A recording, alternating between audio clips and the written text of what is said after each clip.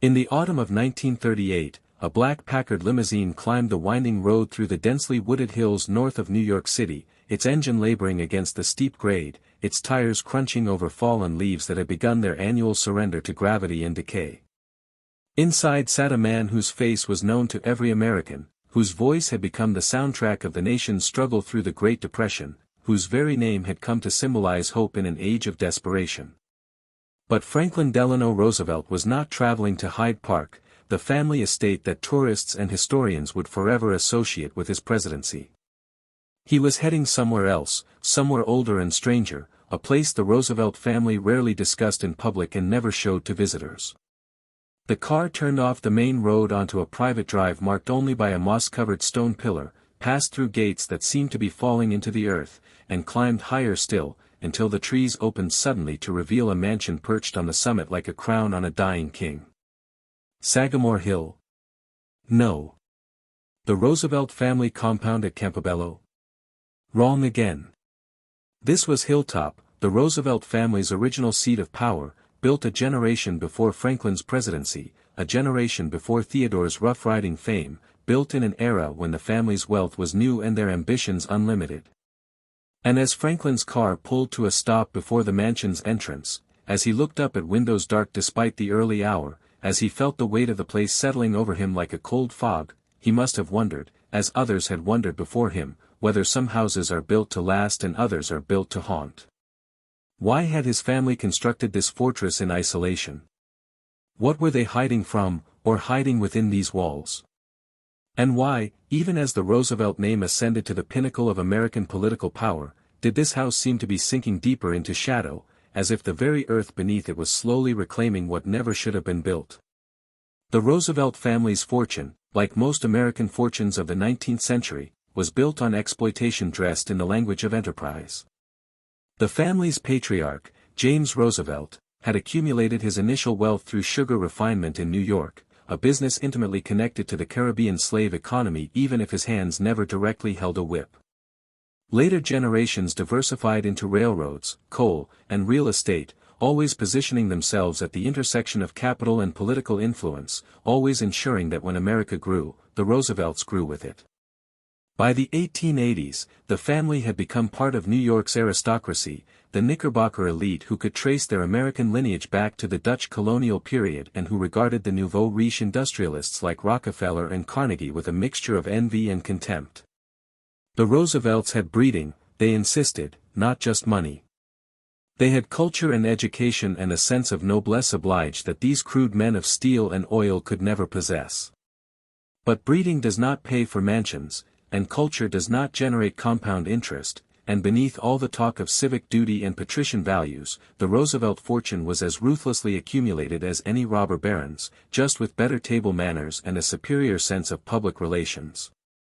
James Henry Roosevelt, Franklin's uncle and Theodore's cousin, came of age in this environment of wealth without obvious work, privilege disguised as birthright.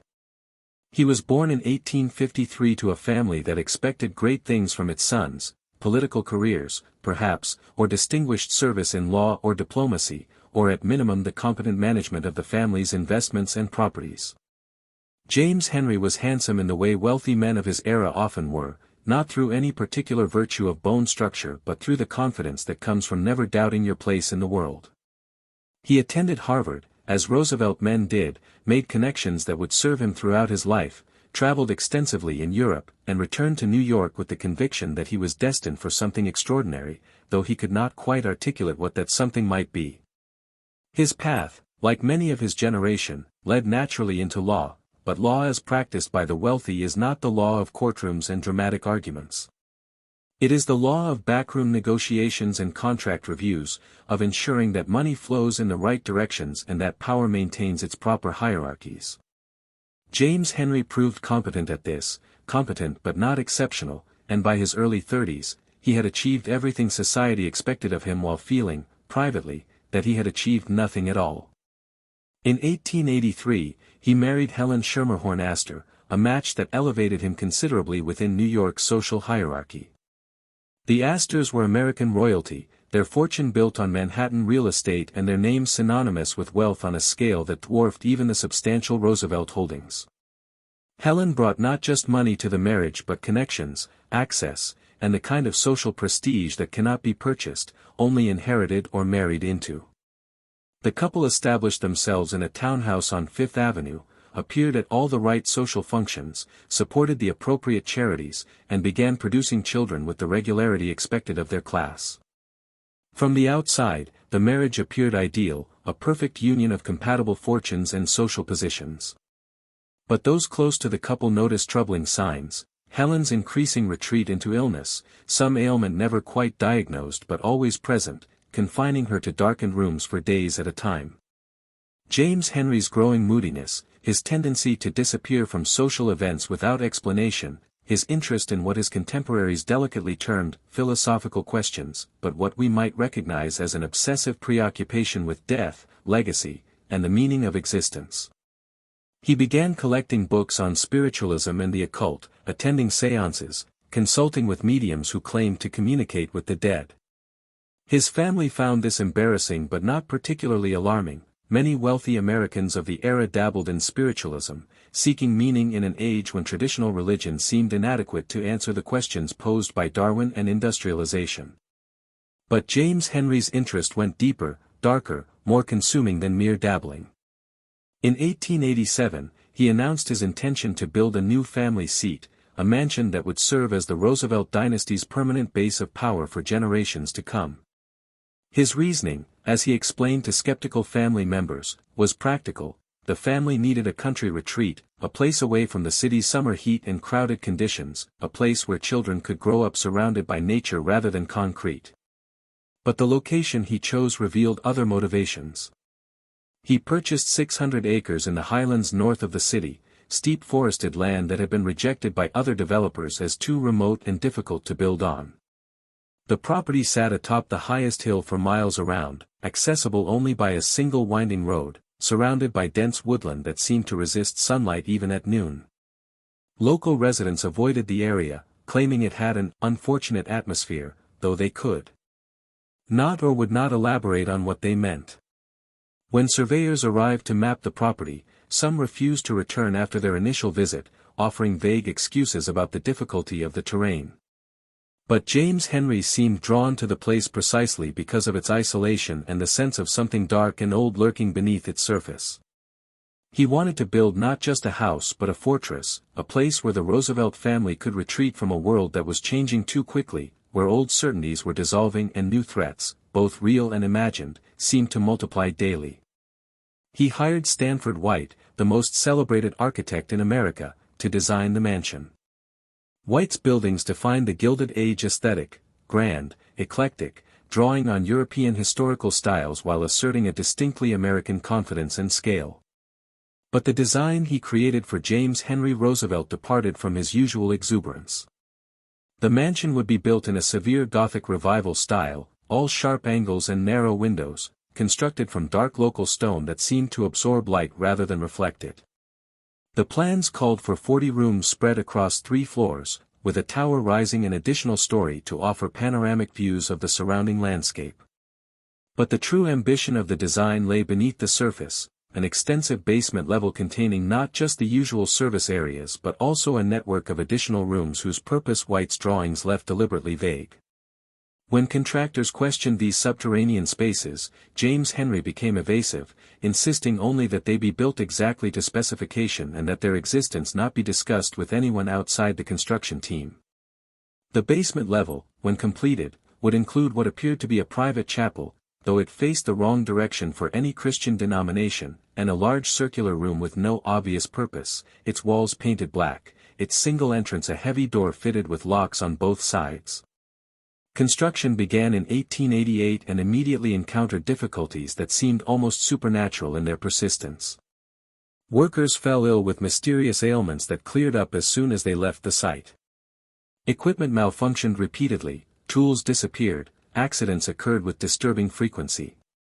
3 men died during the construction, 1 crushed when a wall collapsed without warning, another fell from scaffolding despite safety measures, a third found dead in the woods surrounding the site, apparently from a heart attack though he was only 32 years old and had been in perfect health. Local laborers began refusing to work on the project, forcing James Henry to bring in workers from the city at considerable added expense. Rumors spread that the hilltop was cursed, that something in the land itself resisted the construction, that James Henry Roosevelt was building on ground that should have been left undisturbed. He dismissed these concerns as superstition, but his own behavior grew increasingly erratic. He spent days at a time at the construction site, sleeping in a temporary structure he had erected, refusing to return to the city even when Helen begged him to come home. He was seen walking the property at night, carrying a lantern, talking to himself or perhaps to presences no one else could perceive. The contractors learned not to ask questions, to follow the plans exactly, and to avoid James Henry when his moods turned dark. The mansion was completed in 1891, 3 years behind schedule and significantly over budget, though James Henry never revealed the final cost, settling accounts from his personal funds and instructing his attorneys to seal all records. The family moved in during October, a choice of timing that struck some as deliberately contrary since wealthy families traditionally opened their country houses in spring and closed them before the autumn chill arrived. But James Henry insisted, and Helen, worn down by years of her husband's obsessions and her own failing health, complied without protest.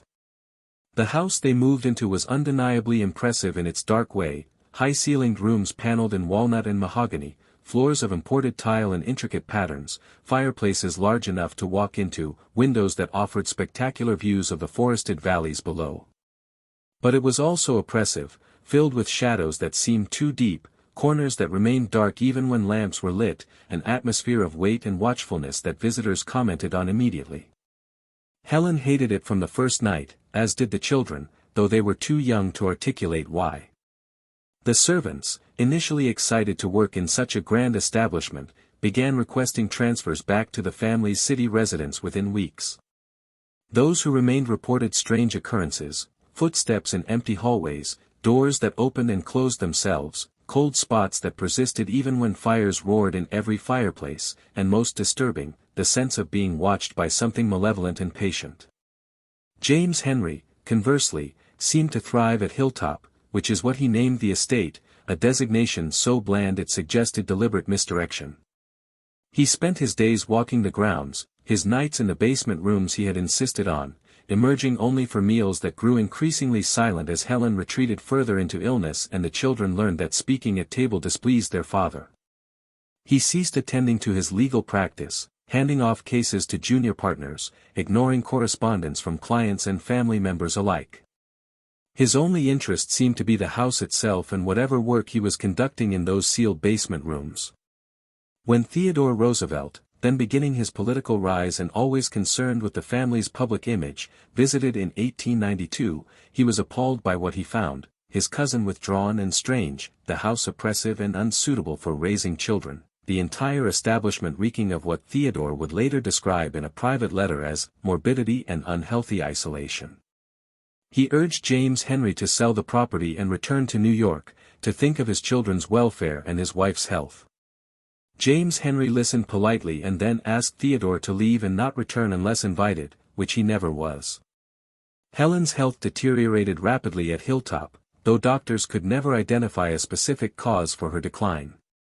She complained of nightmares, of feeling constantly watched, of hearing voices calling her name when no one was present.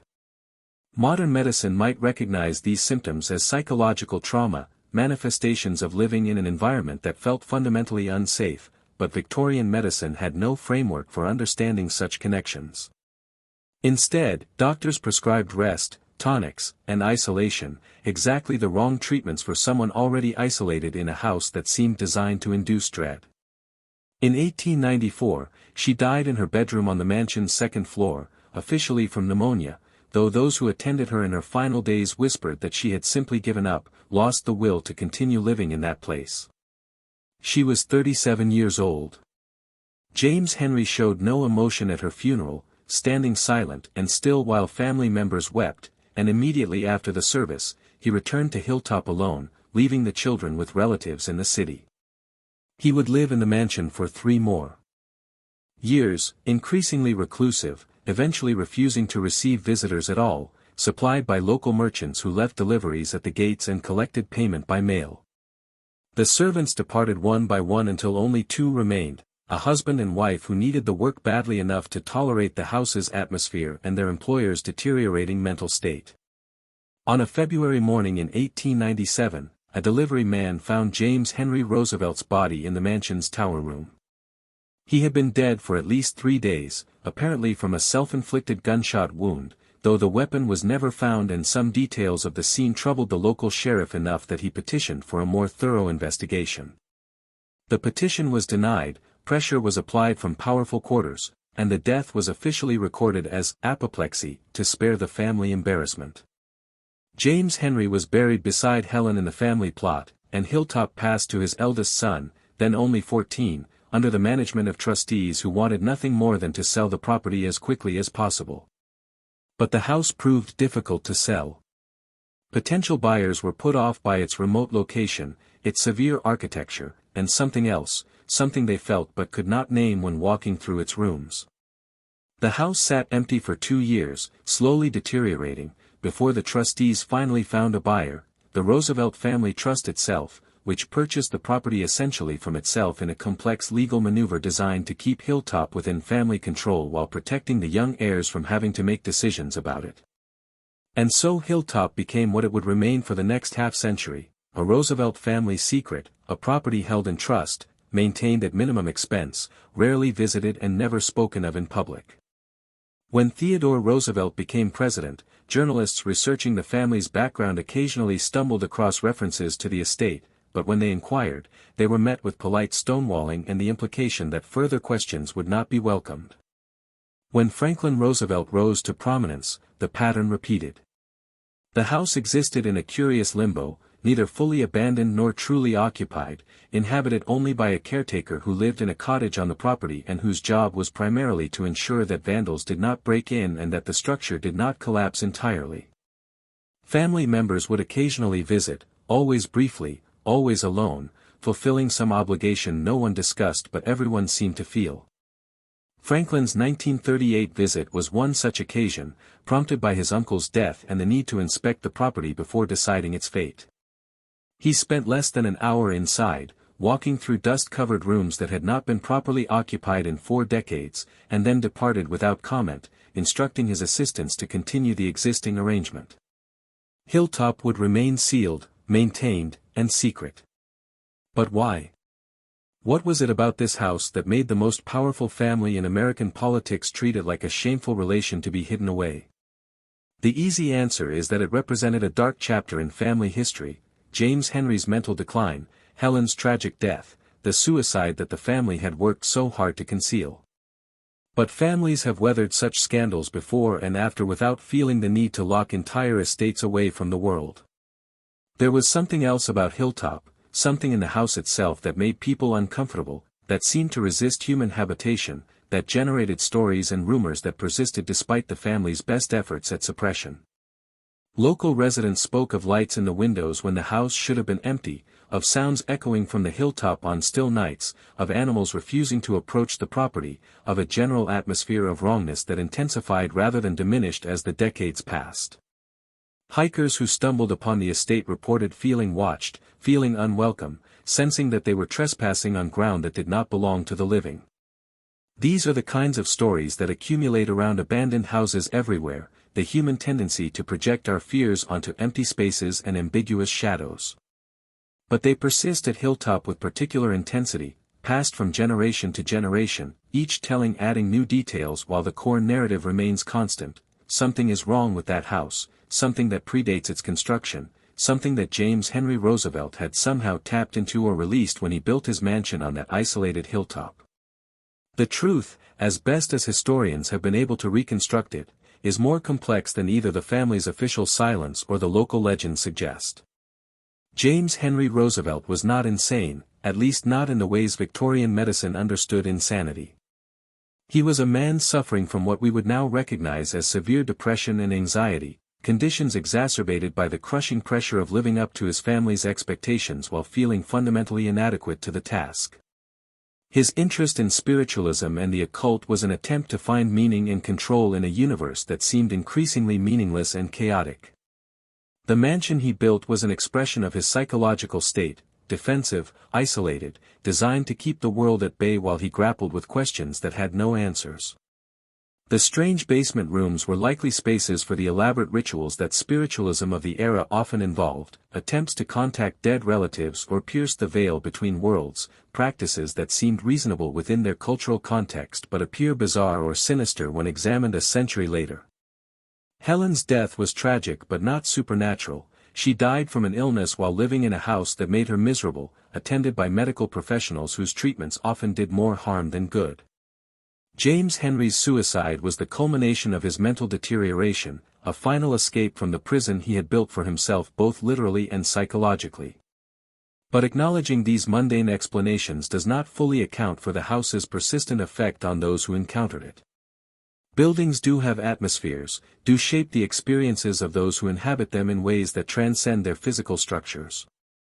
Architecture is not neutral, it encodes the intentions and psychology of its creators, influences the moods and behaviors of its occupants, accumulates the emotional residue of what happens within its walls. Hilltop was built by a man in deep psychological distress, designed to embody isolation and defense, constructed on land that was difficult and dark to begin with, and then inhabited by people who were unhappy or frightened for most of its occupied existence. All of this is recorded in its stones and timbers, in its proportions and its orientation, in 1,000 small design choices that create an atmosphere of unease.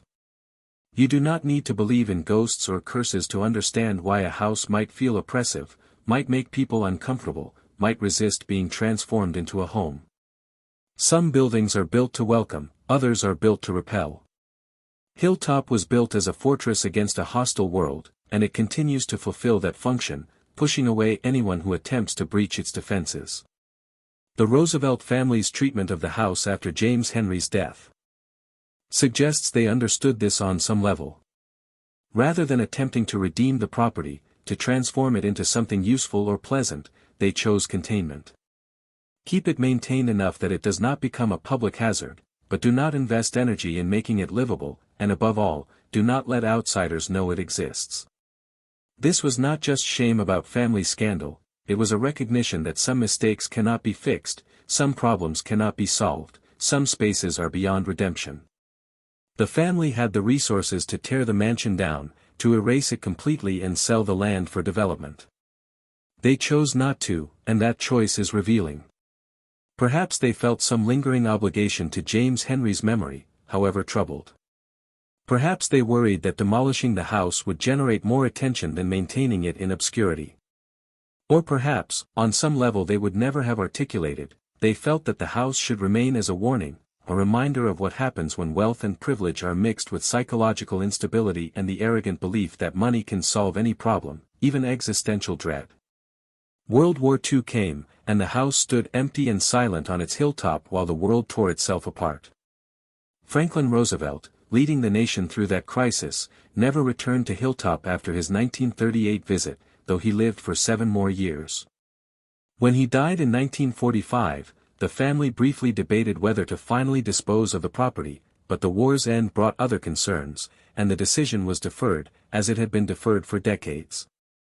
The 1950s and 60s passed, America transforming around the isolated mansion, suburbs sprawling closer, highways bringing the modern world within reach of what had once been genuinely remote wilderness. But still, Hilltop remained apart, owned by Roosevelt trust entities, its taxes paid, its basic maintenance continued, its existence known only to family members, their lawyers, and local residents who had long ago learned that asking questions about the old house on the hill was unwelcome. The caretaker position passed from the original holder to his son to his grandson, a lineage of men who lived in their cottage, checked on the main house weekly, reported any major issues, and otherwise left the place alone. They knew its reputation, respected its boundaries, and felt no curiosity about what might be inside beyond what their duties required them to see. In 1974, the Roosevelt Family Trust made an unusual decision. They would donate Hilltop to the federal government to be managed by the National Park Service as a historic site. This fit a pattern of Roosevelt properties entering public hands. Sagamore Hill had become a National Historic Site in 1963, Hyde Park had been transferred even earlier. But unlike those properties, which were open to tourists and celebrated as windows into presidential history, Hilltop's donation came with extraordinary restrictions. The property would be accepted for preservation purposes only, closed to the public indefinitely, maintained but not restored, its interior contents catalogued but not displayed. The National Park Service, never an agency to refuse donated properties, agreed to these terms, though internal documents show that some administrators questioned why they were being asked to preserve a house that no one would ever be allowed to see. The official explanation was that the house required extensive structural repairs before public access would be safe, and that funding for such repairs was not currently available. This explanation satisfied the bureaucracy, and Hilltop passed into federal ownership where it has remained, a secret historic site, a preserved space that preserves nothing but its own isolation.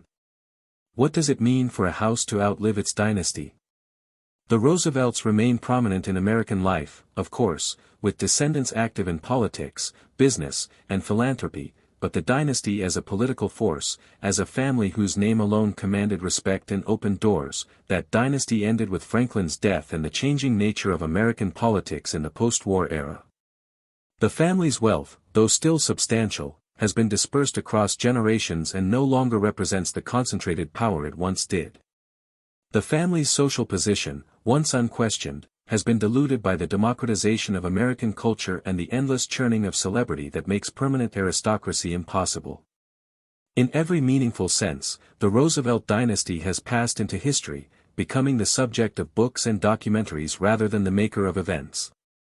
But Hilltop remains, outlasting the power and prominence that built it, standing on its hilltop like a monument to nothing, serving no purpose, housing no one, existing in a state of suspended animation that seems to mock the very concept of legacy and endurance. There is something profoundly unsettling about this, about the idea that the physical structure persists while the human meaning it was supposed to embody has evaporated.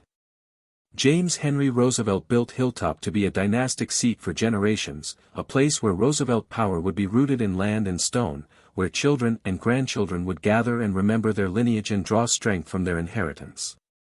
Instead, it became the place his children fled from as soon as they were able, the place his relatives avoided, the place his family's most powerful members treated as an embarrassment and a burden. The house fulfilled none of its creator's intentions but has achieved a kind of immortality through its failure, becoming more memorable and significant in abandonment than it ever was in occupation. If James Henry could return and see what Hilltop has become, would he consider it a vindication or a curse? Is a house that no one wants but that refuses to fade into ruin a success or a failure?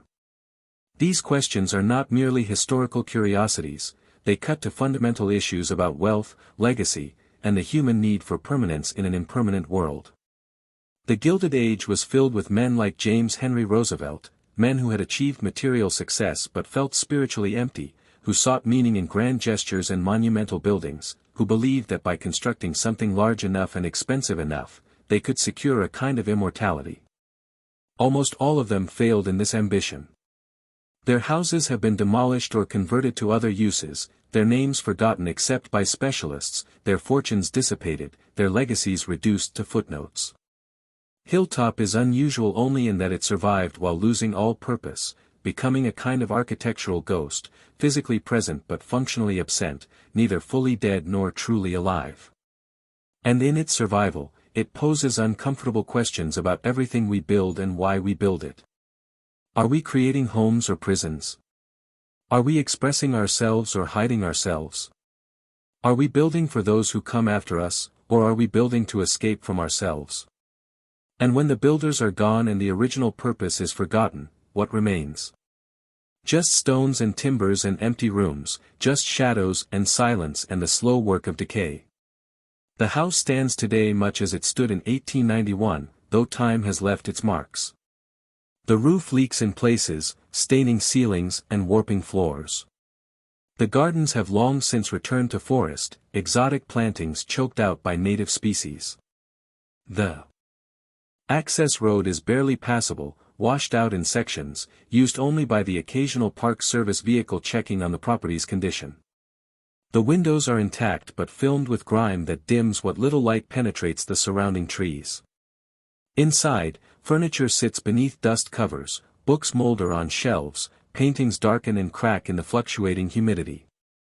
The basement rooms remain locked, their contents undocumented in any public records, the Park Service having apparently decided that some spaces are better left sealed. A comprehensive structural assessment completed in 1982 concluded that the house is sound enough to stand for centuries if basic maintenance continues, but that restoring it to the point where public access would be safe would cost tens of millions of dollars and require years of work. No such restoration has been funded or even seriously proposed. Hilltop is being preserved in the most minimal sense, kept from collapsing while being allowed to decay slowly, maintained at the level necessary to prevent it from becoming a liability while receiving none of the care required to make it a useful asset. Local residents, to the extent they think about the house at all, have made peace with its presence. Legends still circulate, but they have taken on the comfortable quality of folklore, stories told to amuse rather than frighten. Occasionally, curious hikers ignore the "no trespassing" signs and make their way to the property, taking photographs through grimy windows, posting images online with breathless captions about the abandoned Roosevelt mansion. These posts generate brief bursts of interest, a few hundred likes, some comments about how cool it would be to explore inside, and then everyone moves on to the next curiosity. Nothing changes. The house remains closed, sealed, silently enduring. The National Park Service issues no statements about it, maintains no web page devoted to it, does not acknowledge its existence unless directly asked, and even then provides only the minimal information required by public records laws. Hilltop has achieved what James Henry Roosevelt could not, it has become truly invisible, hiding in plain sight, known but not seen, present but absent.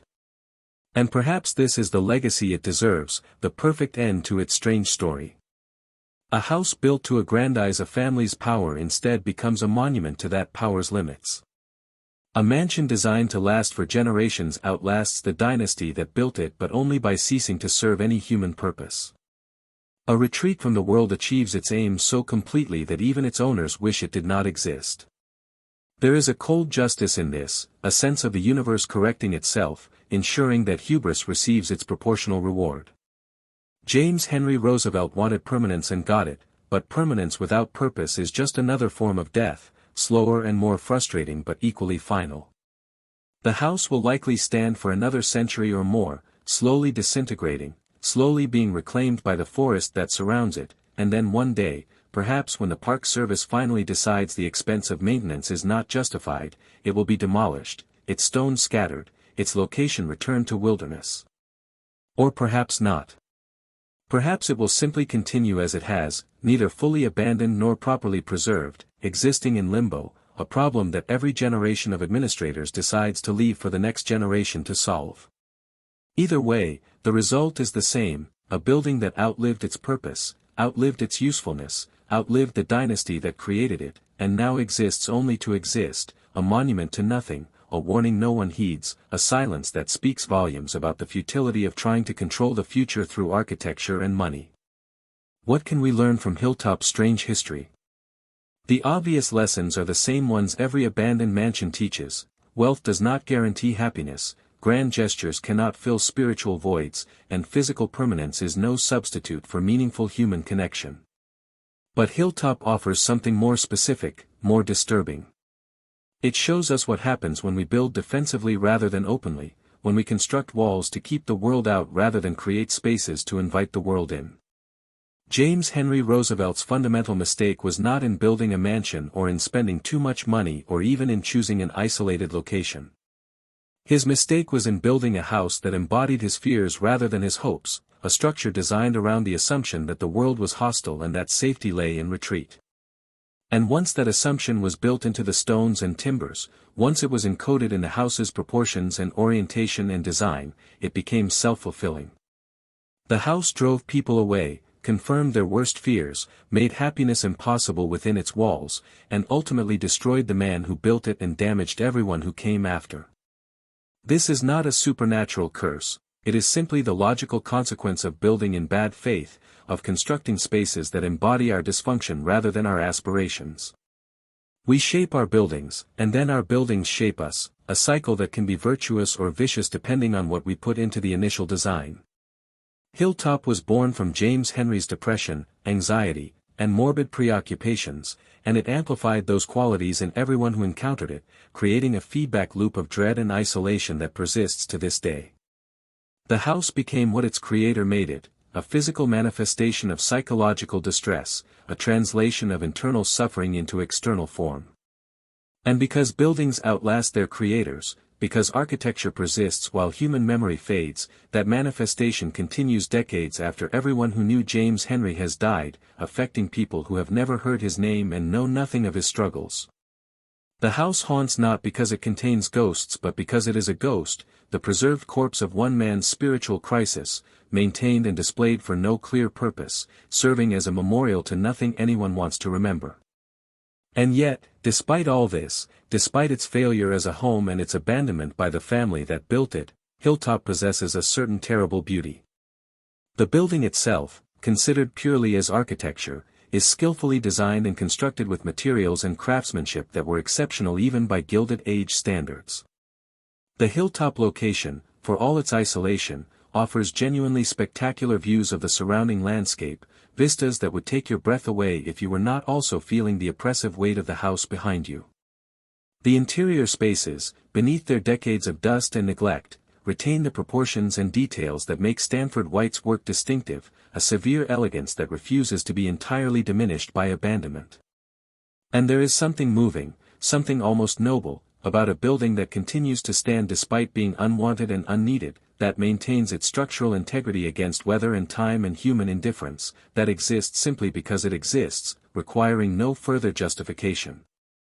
In its stubborn persistence, in its refusal to collapse or fade away despite every practical reason to do so, Hilltop embodies a kind of defiant endurance that we might, if we are generous, interpret as strength rather than mere stubbornness.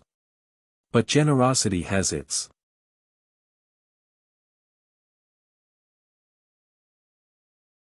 limits, and honesty requires us to acknowledge that Hilltop's survival is not a triumph. It is a waste of resources, a burden on the institution tasked with maintaining it, a source of no pleasure or benefit to anyone. It takes up space, both physical and administrative, that could be used for purposes that actually serve the public good.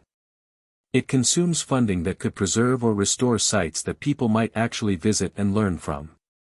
It represents a failure of decision-making on the part of the Roosevelt family, who should have demolished it decades ago, and on the part of the National Park Service, which should never have accepted it under the restrictive terms the family imposed.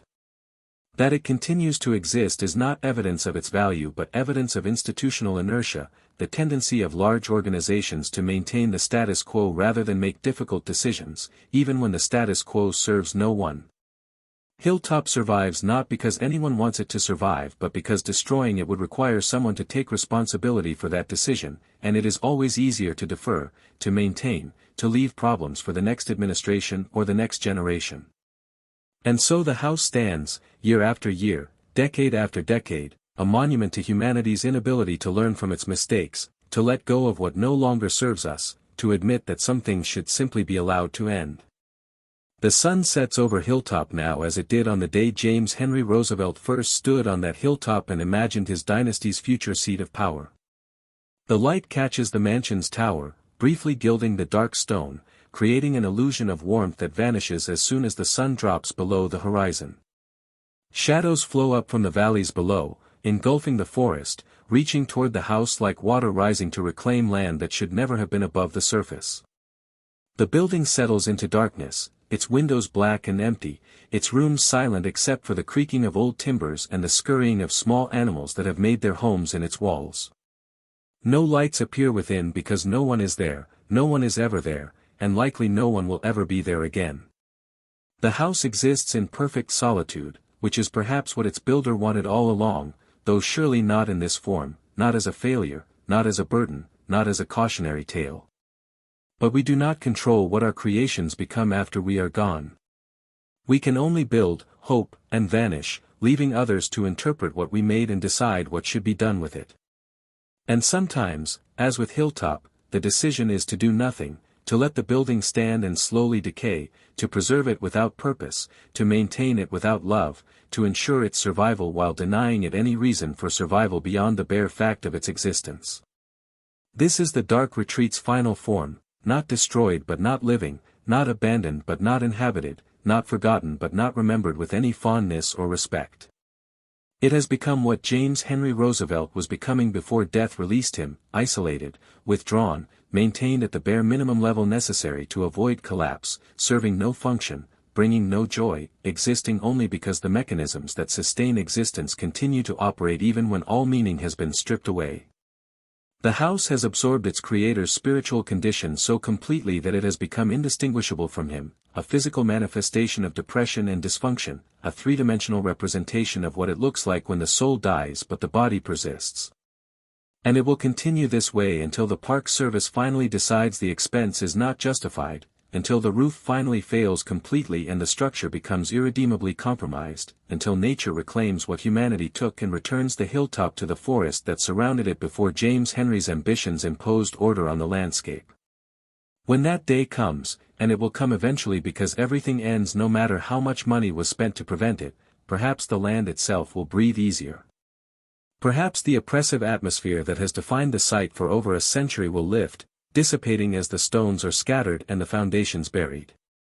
Perhaps the hilltop will become, finally, what it should have been all along, just a high point in the landscape, offering views to hikers, supporting trees and wildlife, serving the modest but genuine purpose of being a beautiful piece of earth rather than the contested ground of one man's psychological battlefield. Or perhaps the oppression will persist even after the physical structure is gone, imprinted into the land itself, ensuring that the site remains uncomfortable and avoided, forever marked by what was built there. We cannot know, and perhaps it does not matter. What matters is that the Roosevelt family's dark retreat, the dynasty that outlived its purpose, stands today as a perfect monument to the limits of wealth and power, reminder that we cannot buy our way out of suffering, cannot build structures that will protect us from ourselves, cannot ensure that our legacies will reflect our intentions rather than our failures. James Henry Roosevelt wanted to create something permanent, something that would anchor his family's power for generations, something that would prove he had lived and achieved and mattered. Instead, he created a burden, a secret, a problem that his descendants have been trying unsuccessfully to solve for more than a century. The house stands, yes, but standing is not succeeding. Survival is not victory. Persistence is not purpose. And a mansion that has outlived its dynasty, that exists in darkness and silence and isolation, that serves no one and pleases no one and benefits no one, is not a legacy to be proud of but a warning to be heeded. Build in hope or do not build at all. Create spaces that welcome rather than repel. Seek connection rather than isolation. Because the alternative is hilltop, a perfect house, perfectly preserved, perfectly useless, perfectly hollow, standing on its hilltop like a tombstone marking the grave of ambitions that were doomed from the moment they took physical form. And that is not immortality. That is just haunting. The question that haunts anyone who studies Hilltop's history is deceptively simple: why didn't they just tear it down? The Roosevelt family had every reason to demolish the mansion in the years following James Henry's death. They had the resources, certainly. The cost of demolition, even of a structure that size, would have been negligible compared to the family's fortune. They had the motivation, given the embarrassment the house represented and the ongoing expense of maintaining a property no one wanted to occupy. They had the opportunity, particularly in the early decades of the 20th century when the surrounding area was still remote enough that demolition could have occurred without attracting significant public attention. And yet they chose preservation over destruction, chose to maintain the house in a state of suspended animation rather than erase it completely. This choice reveals something profound about the psychology of wealth and the strange relationship between powerful families and the physical monuments they create. Part of the answer lies in the nature of dynastic thinking itself. Families like the Roosevelts, families whose wealth and influence extend across generations, develop a particular relationship with property that transcends mere ownership. Real estate becomes family heritage, physical structures become repositories of identity, and the act of demolishing a family property, even an unwanted one, takes on the psychological weight of erasing history, of admitting failure, of breaking faith with ancestors who made decisions you are now repudiating. James Henry Roosevelt may have been troubled, his project may have ended in tragedy, but he was still a Roosevelt, still part of the family lineage, and destroying what he built would have felt, to his relatives, like passing judgment on him, like declaring that his life's work was worthless. Wealthy families excel at many things, but honest self-examination of their own failures is rarely among them. It was easier to lock the house away, to maintain it at minimum expense, to treat it as a regrettable but unavoidable burden than to make the definitive statement that demolition would represent. There is also the matter of legal and financial structures that make inaction easier than action. Hilltop was held in trust, managed by attorneys and financial advisors whose job was to preserve family assets, not to make bold decisions about disposing of them. Trusts are inherently conservative instruments, designed to protect wealth across generations by preventing any single generation from making catastrophic mistakes. This works well for preventing heirs from squandering fortunes on bad investments or lavish spending, but it also creates inertia around assets that should probably be liquidated.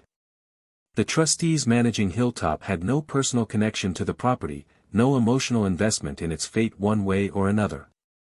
Their job was simply to maintain it, pay the taxes, handle any issues that arose, and pass those responsibilities to their successors.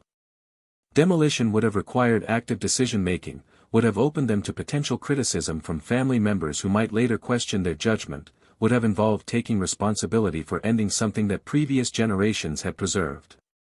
It was far safer, from a fiduciary standpoint, to continue the existing arrangement indefinitely. And so they did, and their successors did, and the pattern perpetuated itself until it became so entrenched that changing it seemed impossible. But beneath these practical and psychological explanations lies something darker and more uncomfortable to acknowledge. The Roosevelt family kept Hilltop standing because, on some level, they believed it should stand as penance, as punishment, as a permanent reminder of what happens when wealth and power are mixed with instability and hubris. This was not a conscious decision, not something anyone articulated in family meetings or legal documents, but it operated as an unconscious consensus, a shared understanding that this particular mistake should be preserved rather than erased. The family's treatment of Hilltop parallels the way Victorian families treated their mad relatives, locked away, maintained in comfortable but isolated circumstances, neither acknowledged nor abandoned, existing in a limbo designed to spare the family embarrassment while salving their consciences. The house became a kind of exiled family member, too problematic to embrace but too connected to simply disown, maintained in a state of permanent isolation that satisfied no one but seemed preferable to the alternatives. Consider what demolition would have required the family to confront. They would have had to publicly acknowledge the house's existence, which would have prompted questions about why such a significant Roosevelt property had been kept secret for decades. They would have had to explain James Henry's story, his mental state, Helen's death, the suicide that was officially recorded as natural causes. They would have had to admit that the dynasty that produced two presidents also produced this, a man so disturbed that he built a fortress of isolation and then died within its walls. The Roosevelt family brand, carefully cultivated across generations, was built on images of vigor, public service, and robust engagement with the world. Theodore Roosevelt was the ultimate extrovert, charging up San Juan Hill and establishing national parks and speaking at every opportunity.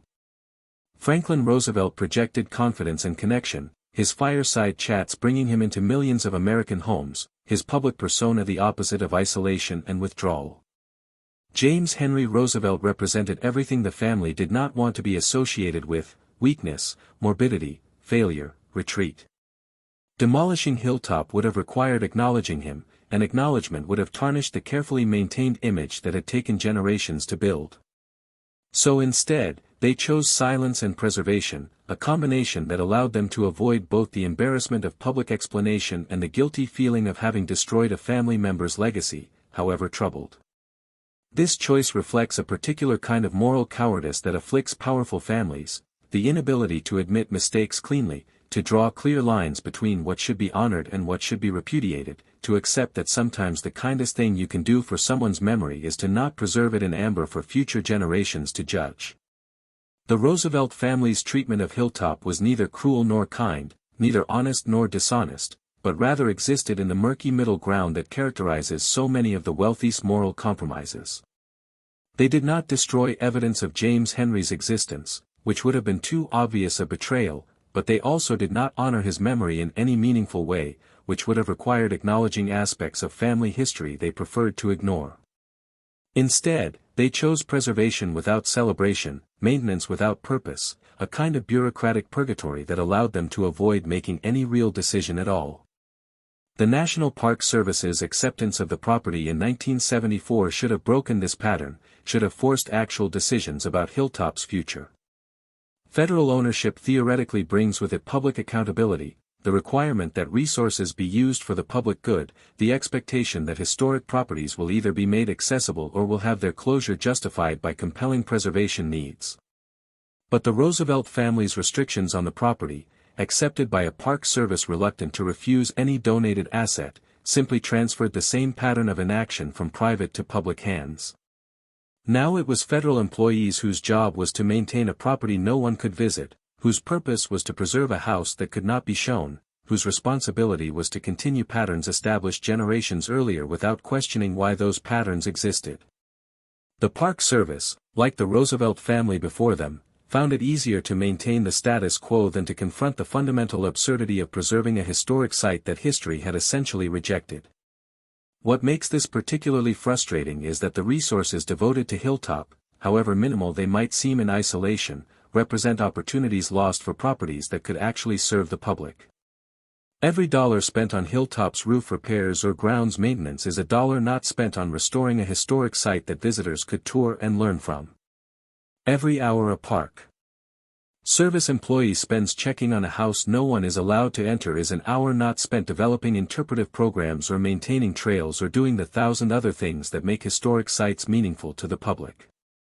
The preservation community, which is always struggling for adequate funding and public support, is weakened when resources are diverted to projects that serve no one. And the National Park Service's credibility, its claim to be a wise steward of America's heritage, is undermined by the existence of properties like Hilltop that it maintains but cannot explain, preserves but cannot justify. The agency has become complicit in the Roosevelt family's century-long evasion of responsibility, using public resources to continue a pattern of avoidance that should have ended when private ownership ended.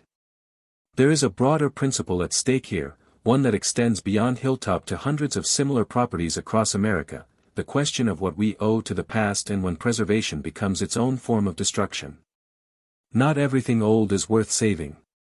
Not every historic structure deserves protection.